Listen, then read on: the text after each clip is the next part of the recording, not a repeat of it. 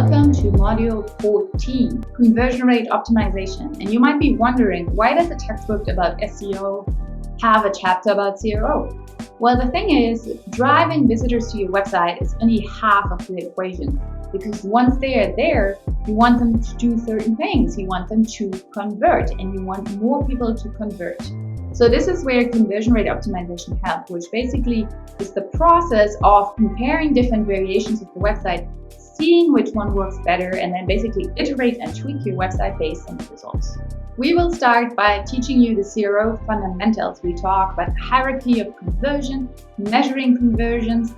We will talk about the factors that influence conversion rate and other engagement metrics. And we will also talk why CRO benefits SEO, which I think you will be finding very interesting. Then we go into the CRO methodology, and we start by outlining a typical process. We will talk about the importance of research and quantitative data analysis and how you can use Google Analytics to do this. We'll teach you how you can find pages that are good opportunities, and also how you can identify drop-off points, which means those are the issues and pages where people leave your website, and you want to obviously avoid that. You want them to stay, you want them to do something.